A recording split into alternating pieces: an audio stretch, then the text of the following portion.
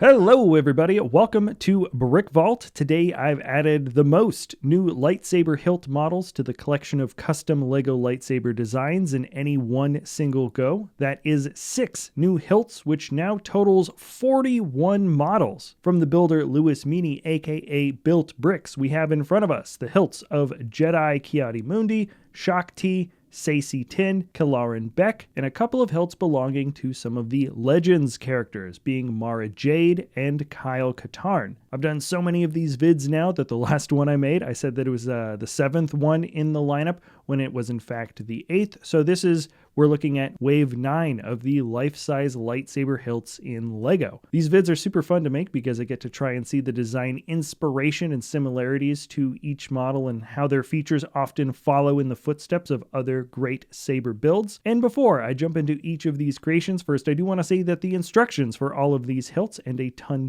more can be found at our web store brickvault.toys. With each purchase comes the PDF step-by-step guide for building, a parts list for fast ordering online. The models are physically tested for strength, the instructions are tested for ease of building, and the parts are checked for rarity. In the case of the sabers, we also include some PNG graphics if you'd like to print names onto display placards. Getting instructions is an excellent way to help support the channel and the talented designers that we work with like Built Bricks, so click that link in the description below if you want to get any of these models for yourself. And now let's start off with the Canon Jedi first, and let's check out Shaak Ti's Humble Blade. During the Clone Wars, she was given the rank of High Jedi General, which was only technically ever given to Obi-Wan and Mace Windu. Widely considered one of the wisest and most patient of the Order, it comes as no surprise that the saber itself is fairly simple in approach. There is a recognizable trumpet-like shape towards the mouth of the blade, not dissimilar to Master Obi-Wan's hilt, and then uncommonly, there's a relatively amount of consistent width along the rest of the handle. Usually, hilts like to play a bit more with wider and narrower areas, or sometimes you get colorful buttons, but the only disruption for grips can be found with the large knobs and boxes located right in the middle. The saber sort of flirts with practicality, but I think I'd find these buttons a bit too in the way if I had to swing it around for real, which is often the case for a lot of lightsabers. Now, Ki-Adi-Mundi is the next top Jedi of the Council and understandably respected character in the series. He too went with a fairly modest set of styling choices for his hilt.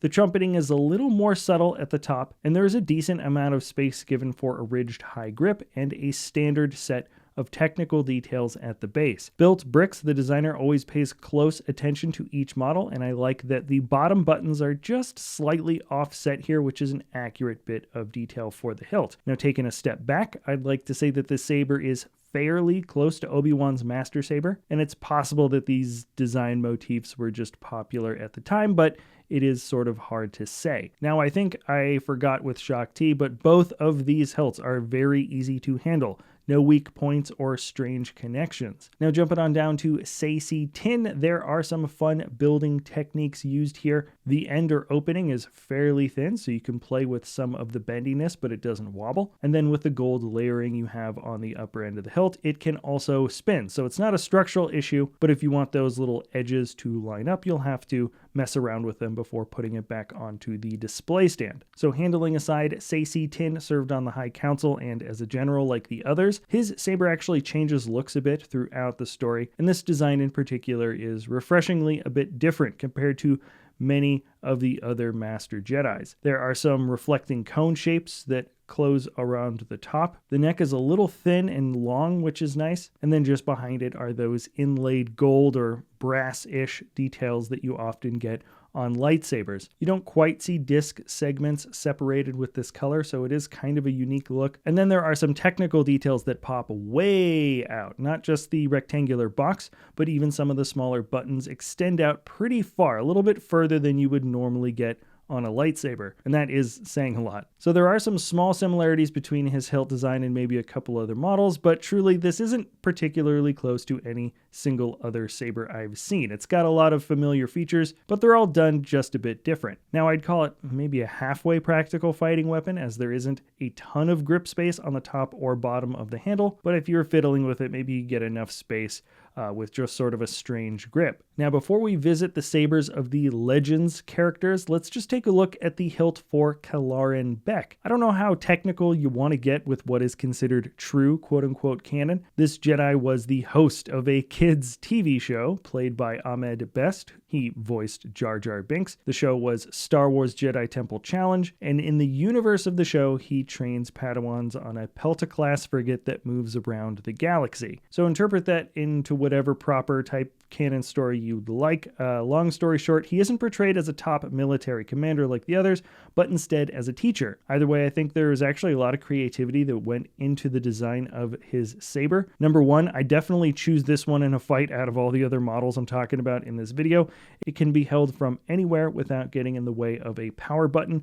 Plus, the brown detailing on the model is an indicator of some leather wrapping, which is always better for grip. I'd say the model plays very loose homage to Mace Windu's hilt, just because there's a little bit of crescent curving shapes given to some of the brass detailings, which feels somewhat similar. And of course, both sabers here have purple blades, which is fairly uncommon. Now, all the models I've been showing you and I'm going to show you in this video are all quite strong, very wieldable, but for the record, this is the strongest of the 6 new ones in this video, and I haven't tested them against maybe some of the other strongest ones from previous builds, but it is certainly in the running to be one of the strongest of any of the lightsabers the designer built bricks has ever put together. It is simply a block of Lego. All right, it's time now to jump into some Legends characters. Mara Jade is perhaps one of the most well-known and certainly one of the more highly developed characters of the Legends universe. To make a long story short, she does eventually marry Luke Skywalker and fights with Anakin's old hilt at that time, but in her early years as the Emperor's personal assassin, she uses this lightsaber. It's a gift from her master, the Emperor, and fun fact, I think this is the first true appearance of a purple-bladed lightsaber in universe. Somebody correct me if I'm wrong here. I'm pretty sure that's the case. But anyways, let's jump into the design. The head of the hilt is black and wide with sharp vertical struts that look as if they could be used to bludgeon an opponent. They are pretty sharp there. In the middle, you get a decently smooth area for grip, and the base has some vertical struts that are textured very similarly to Anakin's or Vader's hilt, but the only thing different this time around is that the metals are the same as the rest of the saber, so, chromed or silver. Usually those vertical struts are black. Now this very much fits in line with how sabers were portrayed at this point in universe, and as an anecdote, this model is incredibly well balanced in the hand. It feels pretty good swinging this model around because of the thin, light grip in the center, and then there are 2 relatively heavy endpoints that are well attached. It's a pretty cool looking blade for an excellent Legends character. And now let's finish strong, Chuck Norris strong, as we've got Kyle Katarn's lightsaber.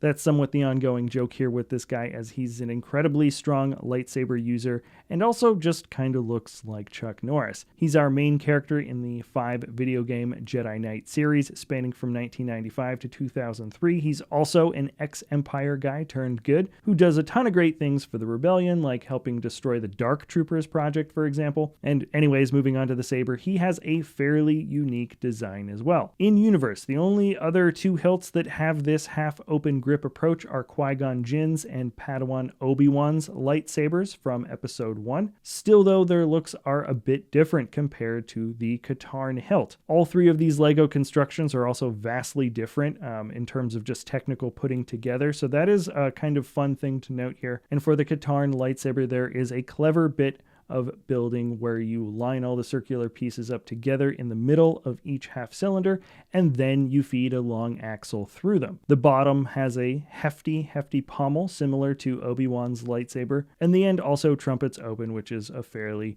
classic design motif for good guy blades. I also can't help but think that this Kyle Katarn lightsaber design actually ended up influencing the look of Qui-Gon and Padawan Obi-Wan's lightsabers from episode 1, as they are both pretty unique and they have these nice red round activation buttons, all the same as Kyle's, but this Katarn saber was actually modeled out first just a couple of years before the Phantom Menace, so that's just a working theory of mine. Anyways, it's a really fun model to swing around. There's lots of real estate for your hands, and I think that's it for the lightsabers. Aside from the display stand details, you've got the choice of having a name placard attached directly to the display stand, or it can be removed and you can have a simple black stand either way. It's always fun trying to figure out influences and seeing the different variations of characters' lightsabers. Built Bricks, the designer, does an excellent job really knocking out some fun models using a variety of different advanced techniques. Anyways, thanks so much for sticking around in this video. Let me know what types of builds you would like to see in the future. If you enjoy our content, feel free to like, subscribe, comment, share, and we'll see you next time at Brick Vault.